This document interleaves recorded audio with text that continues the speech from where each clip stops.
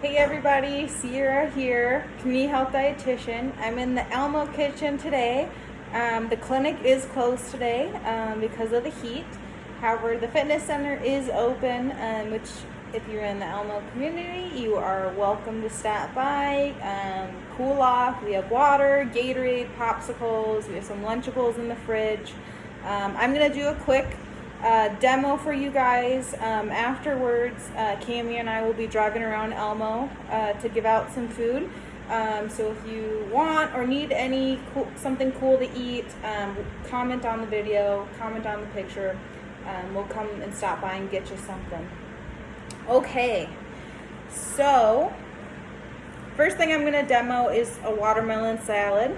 So in this orange bowl, I got my watermelon already cut up. It's about half of the watermelon, standard watermelon size. To add to our watermelon salad, I cut up one cucumber. So I'm just going to put in my diced cucumber.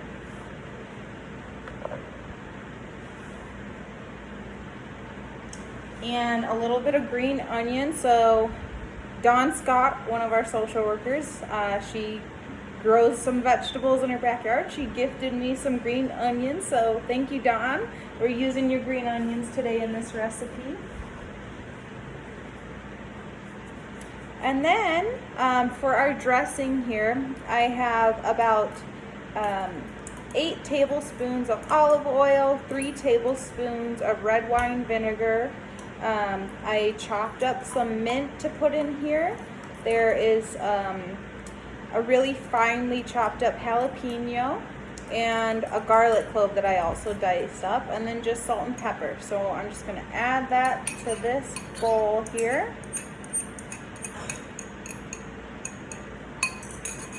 And I will mix it up.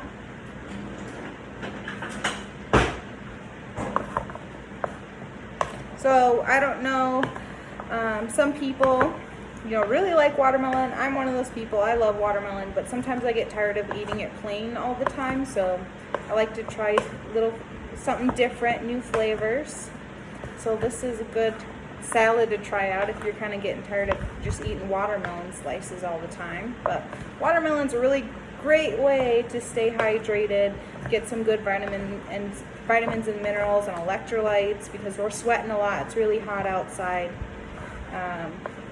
So it's a great way to kind of combat that heat. So that's kind of what our salad looks like so far. And then I'm just going to add a little bit of feta, some crumbled feta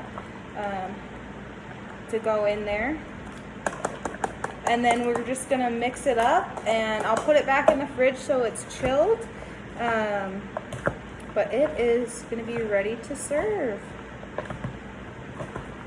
So again, if you would like any of a food today that I'm making, please comment, let me know. Leftovers we're going to put in the hall, because the hall is also going to be open until 10 p.m. For people to get water, Gatorade, just to cool off, and the leftover food, of course, we're going to put in there. So that's our watermelon salad. Yummy. Show you guys a close-up. Delicious. Okay. Next one is a rhubarb salsa. So I was at the Ronian clinic yesterday, and we had someone come in and donate a bunch of rhubarb. So I thought, well, gotta use it up. We're gonna make rhubarb salsa. Most people are familiar with rhubarb pies or rhubarb bars, but I didn't feel like baking today. It's too dang hot. So we're doing a salsa. Okay. So in here already, I have one apple that I chopped up, some green onion. I squeezed 2 limes, so there's lime juice from 2 limes in here, and then also a jalapeno that I diced up really small. So our rhubarb kind of looks like this. This is like the stalk, an example that they gave me. It's kind of like a nice pink red. It has a little bit of green on it. You can eat the stalk raw if you want. Rhubarb is kind of more tart fruit though. So what I did is I just put a pot on to boil. I diced up the rhubarb so it's in chunks, and I just let it cook for about 2 minutes, in that hot water, and then I took it out and I put it under cold water in this colander and let it cool off. So that's called blanching. And blanching, it helps kind of break down if your fruit or vegetable that you're blanching is tough. You can also do it before you freeze fruit or vegetable. It helps it last longer. It kind of kills off any bacteria on the fruit or vegetable, and it also prevents enzymes, which are proteins in our fruits and vegetables that can cause them to go bad or to brown, right? Like apples going brown or avocados going brown. Those are caused by enzymes. So blanching prevents those enzymes from activating and breaking down the fruit or vegetable. So kind of and it definitely made the rhubarb a lot softer too, because like I said, it's a stalk of a plant that we're eating, so it's kind of fibrous, kind of hard. So blanching it made it a bit softer. Okay. So I got the rhubarb in there, and now I'm just going to add 2 tablespoons of honey. So like I said, rhubarb is a more tart fruit, and so typically it's paired with sweeter things like strawberry rhubarb pie. It's paired with other sweeter fruits. So we do have apple in here, and the honey will also add some sweetness as well. So like I said, this is just the rhubarb. It's about 2 cups, a little more than that. We did 1 chopped apple, about 3 green onions, 2 limes that are just juiced. We just used the juice, 2 tablespoons of honey, and then 1 jalapeno, which I took the seeds out in the watermelon dish and in this dish. The seeds of the jalapeno are what are going to give that jalapeno a lot of heat. So I removed the seeds to make it less spicy. Okay, so now that the honey's in there, I'm just going to mix this all together. And then we have our rhubarb salsa.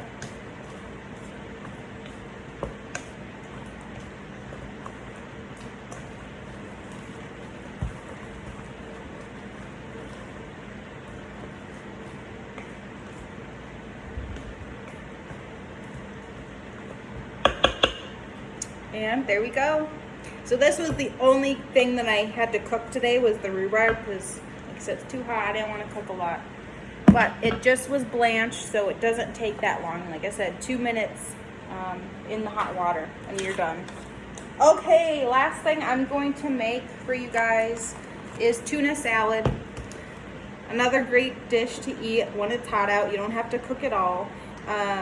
So we're gonna make sandwiches. So I got about 15 ounces of canned tuna, and I got the tuna that is in water. You can get tuna that is in oil. That just adds extra fat and calories. Most people don't need that, so choosing canned fish in water is the best option.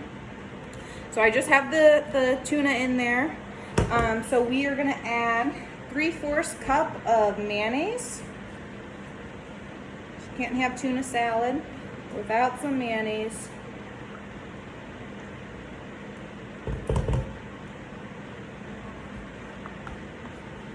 Next, I'm going to add 1/3 cup of sweet relish. And I'm going to add just a little bit extra relish too. So I'm doing 1/3 cup and then 2 teaspoons of that relish.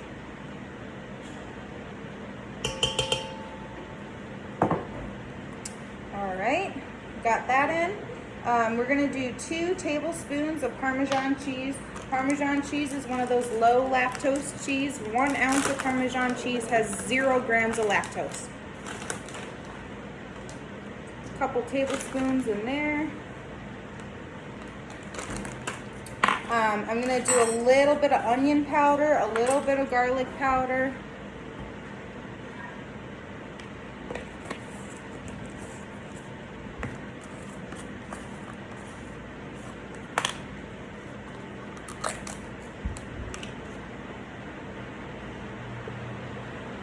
And then I'm going to do 2 tablespoons of dried parsley.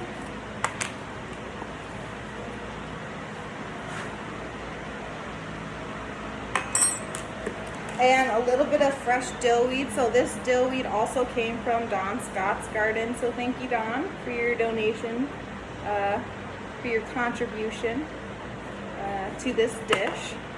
So So I'm just gonna kind of rip up that fresh dill that she gave me.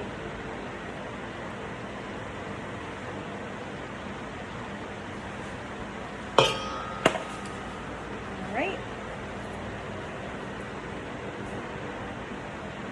And then last thing I'm gonna add is just a tiny bit of curry powder, just to give it a little interesting flavor. So I'm gonna do about half a teaspoon. I got this coconut green curry powder from Walmart, so I haven't used it a whole lot and I need to use it up, so I thought we'd try it.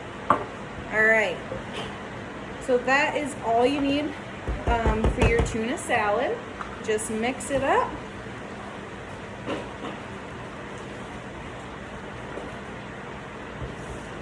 And you are good to go. We have Hawaiian rolls that we are going to be putting them on, and we have some lettuce and tomato as well for our sandwiches.